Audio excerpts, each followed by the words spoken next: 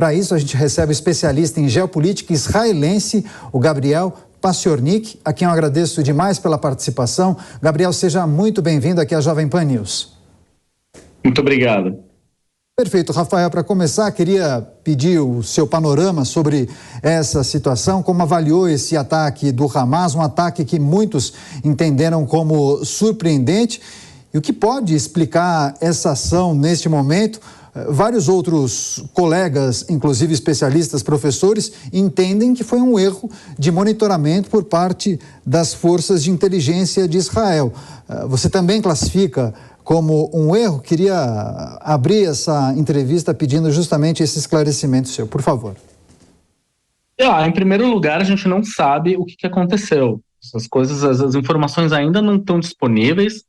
E qualquer tipo de especulação é baseada só no que dá para ver pelas testemunhas e pela televisão. Então, é muito pouca informação para a gente poder saber.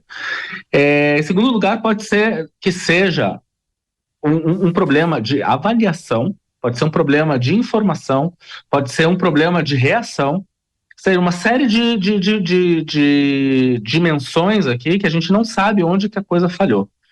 Provavelmente uma combinação disso tudo, junto com o fato de que a gente sabe que na região do envelope de Gaza, onde costumam ficar mais tropas do que estavam hoje, porque as tropas estavam policiando a região da Cisjordânia, porque lá havia mais tentativas de ataques e últimas semanas houve mais ataques de terroristas naquela região, e houve mais provocações dos colonos contra as forças do Fatah naquela região. Então, houve uma previsão de que se houvesse alguma coisa ia acontecer lá, e por isso haviam tropas que estariam normalmente em Gaza, que na verdade foram levadas lá para a Cisjordânia. Entrevista especial, Gabriel Paciornik com a gente, especialista em geopolítica israelense. Professor, vou pedir por gentileza que o Luca Bassani, que é o nosso correspondente, formule a próxima questão. Com você, Luca. Boa tarde, professor. Se nós observarmos o ataque de hoje e também as repercussões, tanto militares quanto geopolíticas, de ataques passados, não estou dizendo especificamente da Guerra dos 6 Dias ou até mesmo a Guerra do Yom Kippur, que tiveram respostas mais duradouras e muito mais fortes. Estou dizendo sobre ataques desta mesma espécie, mas de diferentes magnitudes. O que o senhor avalia que pode acontecer durante as próximas horas e também durante os próximos dias, e qual será a resposta de Israel no aspecto territorial? O senhor acredita que possa ser uma possibilidade para que Israel de fato domine todas as terras que ainda estão na mão dos palestinos na Cisjordânia, ou até eventualmente faça uma incursão na faixa de Gaza? Em primeiro lugar, eu não sou professor, eu não tenho título acadêmico, mas olha, a situação é a seguinte. Em primeiro lugar, é muito importante colocar a questão do fato de que nós não tivemos absolutamente nada sequer parecido com isso desde 1973, faz 50 anos que não existe nada parecido com o que aconteceu. Em toda a história de Israel nunca aconteceu nada, tantas mortes num dia só. Então, é outro fator que tem que ser levado em consideração. É bastante provável, eu diria que é bastante provável uma incursão territorial dentro de Gaza, mas não a fim de conquistar Gaza. Isso é praticamente impossível. Nós estamos falando de 2 milhões de pessoas que vivem lá, e o que se faz com essa população civil? A mesma coisa na Cisjordânia.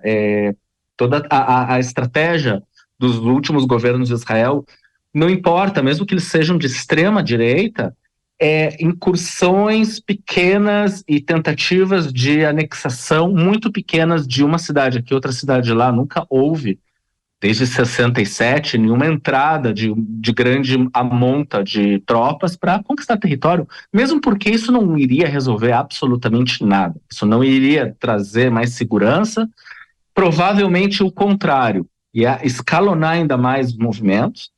E eu repito, não tem como prever o que vai acontecer agora, porque é muito, muito novo, é uma situação inédita, e a gente, em escala, em movimento, em objetivos, E se a gente for falar em tentar resolver o problema, a gente não sabe ainda qual é o endgame do Hamas, qual é o objetivo final, o porquê que eles fizeram o que eles fizeram, fora essas respostas mais óbvias e imediatas. O que exatamente eles querem com o que eles fizeram hoje, a gente não sabe. A gente também não sabe qual é o envolvimento, qual seria o envolvimento do Hezbollah, que está lá no norte, no Líbano, e que até o momento não se manifestou publicamente e não fez nenhum tipo de movimento em direção alguma. E a gente também não sabe como vai ser a reação de outros países, como o Irã ou como a Síria e etc. Pois é, Gabriel, trouxemos a informação há pouco sobre a reunião de emergência no Conselho de Segurança da ONU. Queria pedir rapidamente suas impressões sobre essa possibilidade, se vê alguma chance desse conflito ser resolvido de forma breve e de que maneira o Brasil precisa participar desse debate. Quais são suas expectativas? Eu duvido muito que seja uma solução breve.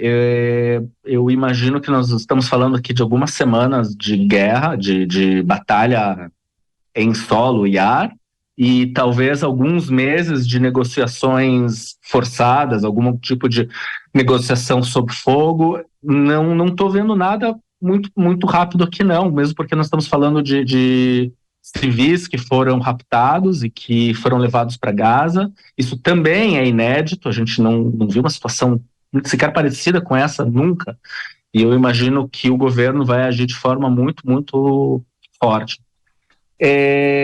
A posição do Brasil até o momento foi diplomática, foi levada em direção à condenação do ataque, e eu acho que é isso que o Brasil deve fazer, deve entender a situação geopolítica da região, fazer uma avaliação correta sem tentar romantizar nenhum dos dois lados e nem ultra simplificar a situação, fazer uma análise a respeito disso e dar o seu apoio, que é o que tem sido feito até agora pela maior parte das nações do mundo. Tá certo. Luca, mais uma pergunta, por gentileza. Pois nós sabemos que a imprevisibilidade e a falta de informações acaba sendo muito difícil para qualquer análise concisa ou contundente neste momento. Mas considerando as forças geopolíticas que se rearranjaram durante os últimos anos, principalmente uma relativa aproximação entre a Arábia Saudita e Israel, você acredita que essa aproximação do mundo árabe com Israel, principalmente por questões econômicas, pode ter sido um motivador do Irã, através do seu financiamento para o Hezbollah e para o Hamas, ou até mesmo desses grupos de ter tentado se colocar mais uma vez em antagonismo e promovido um ataque dessa magnitude? É bastante provável que isso tenha algum tipo de motivação. Inclusive, eu não tenho certeza se eu concordo com o fato de que essas negociações, essa normalização com países árabes como a Arábia Saudita seja só de origem financeira. Israel ainda é um grande exportador de armas, especialmente cyber, e isso tem o seu apelo para todas essas nações, e fora vários outros acordos que nós nem conseguimos imaginar, além da normalização com a facilitação do envio de equipamento para produção de armas nucleares ou de usinas nucleares para a Arábia Saudita, que também é uma coisa importante. Sim, é uma motivação importante. O Hamas se vê isolado nessa situação, no momento em que Israel começa a normalizar a sua diplomacia com o resto dos países árabes. Isso torna a situação do Hamas frágil. O Fatah, que seria o equivalente ao Hamas, que fica na Cisjordânia, e é um movimento mais ele é mais governamental, que trabalha com Israel já faz muitos anos. Ele já se sentiu isolado no passado, ele resolveu participar mais dessas negociações, e há quem diga que eles participam ativamente nessas negociações, e isso torna o Hamas ainda mais isolado, e é bastante possível que eles tenham considerado o timing desse ataque, o movimento de fazer essa quebra nesse momento, por causa disso também. Agora, Gabriel, se a gente for analisar, Israel tem um poderio bélico-militar impressionante, dá para afirmar que muito superior ao poderio bélico do Hamas agora, e teria fôlego para manter esse conflito por muito tempo. Quais seriam as frentes de ataque, as estratégias do Hamas para conseguir, digamos, surpreender Israel e uma eventual coalizão de outros países? Em primeiro lugar, a gente já viu o que eles fizeram. Eles surpreenderam, já surpreenderam Israel, já conseguiram fazer isso. Então, está aí um exemplo de como fazer. A segunda maneira não é exatamente surpreender, mas é dificultar tremendamente o ataque. Eu digo que não é surpreender porque é um segredo conhecido, que é o sistema de túneis que existe dentro de Gaza, que pode ser usado para armazenamento de equipamentos, de tropas e de movimento de tropas, invisível a drones, invisível a radares, invisível a todo o sistema que Israel poderia imaginar, porque eles se movimentam dentro de Gaza e por baixo de túneis. Além disso, Gaza não é um lugar muito simples, é uma densidade demográfica altíssima, é uma população praticamente toda ela civil. Se você fizer as contas, são 2 milhões de habitantes, e você pensa em quantos deles são realmente soldados do Hamas. Vamos exagerar o número aqui, 30, 50 mil, ainda assim é uma proporção muito, muito grande de civis. Isso dificulta tremendamente o movimento lá dentro. E tudo isso gera uma impossibilidade de entrar lá e conquistar a Gaza, ou derrubar o Hamas, ou qualquer outro tipo de sonho que os mais extremistas botem em palavras, porque isso não funciona. E mesmo que a gente fale de um grande movimento de tropas israelenses, ele está limitado por tempo. Não é assim que esse apoio internacional de Israel vem de graça. Isso vai acabar no momento em que o número de mortos e o número de feridos dentro de Gaza começar a aumentar. E isso é levado em consideração, por mais que diga que não é levado em consideração. É sim, e os objetivos têm que ser claros, e eles não podem ser tão grandes, porque o governo Netanyahu nunca esteve tão fraco, é considerado hoje um dos governos mais fracos da história de Israel, e ele não vai conseguir se sair dessa simplesmente dizendo que vai conquistar Gaza e qualquer coisa ao estilo. Pois é, Gabriel, você falou dessa surpresa, né? O Hamas já surpreendeu. E há um simbolismo, né, nesse ataque ter acontecido em pleno Shabat e também em um feriado para os israelenses. Agora, você acredita que uma possível turbulência, um desajuste na política interna de Israel, que a gente tem acompanhado nos últimos meses, pode ter contribuído para falhas nesse sistema de monitoramento e inteligência que sempre é tão elogiado e destacado pelos organismos internacionais? Sim e não. Primeiro, assim, é possível. É possível, sim. A gente sabe que o exército estava numa situação complicada. Ele tinha 2 problemas para resolver. O primeiro era resolver a falta dos voluntários que pararam de chegar para servir. Repito, eles eram voluntários, eles já tinham acabado o seu período de servir o exército, de oficializado, e eles continuavam servindo como voluntários. E isso tira uma mão de obra muito competente, com muita motivação e com muita experiência, que parou de chegar. Por falar nisso, já às 8 da manhã, todos os movimentos que protestavam contra Israel, às 8 da manhã, aliás, bem antes do governo, já avisaram que vão parar com as manifestações e vão se apresentar, e assim aconteceu. Mas esse era o primeiro problema que o exército tinha que resolver. O segundo problema que o exército tinha que resolver é a questão da motivação, é de continuar trazendo essas pessoas, e o diálogo que era feito constantemente com essas pessoas, e com a mídia, e com o próprio governo, que não quis até agora revelar nem para o seu próprio gabinete qual é o nível de dificuldade que eles estão tendo com o exército. Porque eles ficavam com muito medo de demonstrar que sim, as manifestações estavam causando dano ao governo. Se isso causou alguma coisa ao exército, é possível que em um nível ou outro, sim.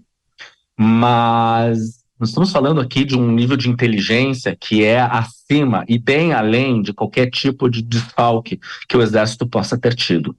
A gente não sabe ainda o que aconteceu, é possível que as informações tenham sido desencontradas, é possível que houve informações, mas a data estava errada, ou o local estava errado, e assim por diante. Então a gente não tem muita noção do que aconteceu, e eu vou esperar para especular o que aconteceu no momento que houver mais informações. Agora, ainda no campo da especulação, e pensando numa ampliação desse debate, com a participação inclusive de outros países, talvez até no Conselho de Segurança da ONU, que mudanças geopolíticas podem acontecer, na sua avaliação, como consequência desses ataques e de uma guerra já consolidada? Bom, a relação entre Israel e os palestinos vai mudar, isso não há a menor dúvida. Eu não sei exatamente o que vai acontecer e para que lado essa mudança vai acontecer. Provavelmente vai ser uma catástrofe para os palestinos, mas de qualquer maneira vai haver uma mudança nessa relação. E vai depender muito do que vai acontecer na incursão, na provável incursão de Israel dentro de Gaza e da resposta possível que possa vir do Hezbollah. E ali é que as coisas vão realmente mudar as características geopolíticas de Israel e com seus vizinhos. Isso é muito importante levar em consideração. Levar em consideração também o tempo que vai ser dado a Israel para fazer a sua incursão em Gaza. A gente imagina que é algo entre 2 semanas, 10 dias, algo assim, mas nós temos outros elementos aqui em jogo, que é a péssima relação entre o governo de Israel e o governo dos Estados Unidos, que é a tentativa de fazer um acordo de normalização com a Arábia Saudita, que é o apoio do Irã a essas milícias que fizeram o ataque de hoje e outras mais. Então a gente não sabe exatamente como que esse pessoal vai reagir, e isso vai definir bastante. Nos próximos dias a gente vai começar a entender um pouco mais para onde as coisas vão. Claro que a gente vai contar com você, viu, Gabriel Parsionik, especialista em geopolítica israelense, contribuindo com a gente nessa cobertura especial que já dura mais de 12 horas. Gabriel, muito obrigado, grande abraço, espero conversar com você em breve. Abraço.